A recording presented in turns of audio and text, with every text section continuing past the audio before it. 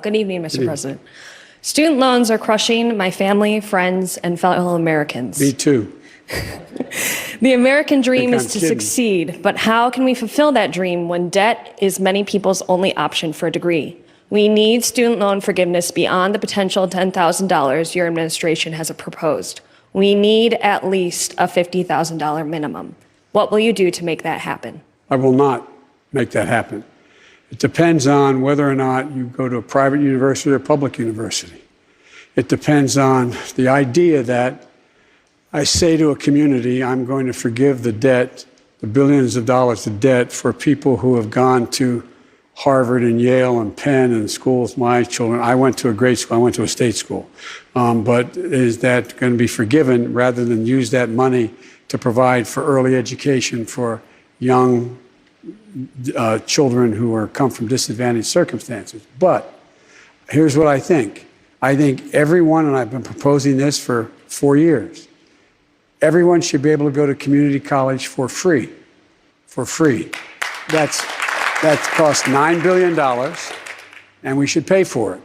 And the tax policies we have now, we should be able to pay for it. You spend almost that much money as a break for people who own racehorses. And I think any family making under $125,000 whose kids go to a state university they get into, that should be free as well. And the thing I do in terms of student debt that's accumulated is provide for changing the existing system now for debt forgiveness if you engage in volunteer activity. For example, if you're teaching school, after 5 years, you'd have $50,000 of your debt forgiven. If you worked in a battered women's shelter, if you worked and so on. So you'll be able to forgive debt. Thirdly, I'm going to change the position that we have now to allow for debt forgiveness, because it's so hard to calculate, whereby you can now, depending on how much you make and what program you saw, you can work off that debt by the activity you have, and you cannot be charged more than X% of your take-home pay so that it doesn't affect your ability to buy a car, own a home, etc. Each of my children graduated from school. I mortgaged the house. I was listed as the poorest man in Congress for, not a joke, for over 30 years.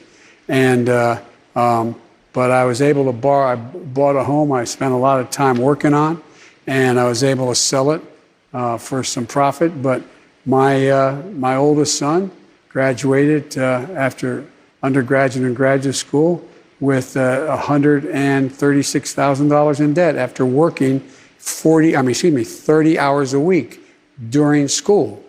My other son went to Georgetown and Yale Law School, graduated $142,000 in debt, and he worked for the parking service down in Washington.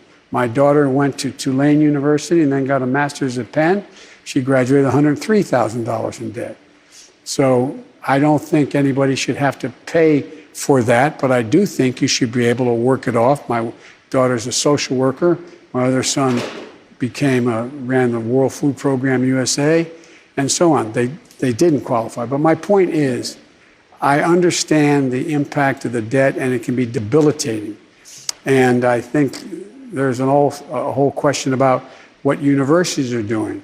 They don't need more skyboxes. What they need is more money invested in making. So that's why I provide, for example, $80 billion, $70 billion over 10 years for HBCUs and other minority-serving universities, because they don't have the laboratories to be able to bring in those government contracts that can train people in cybersecurity or other future endeavors that pay well.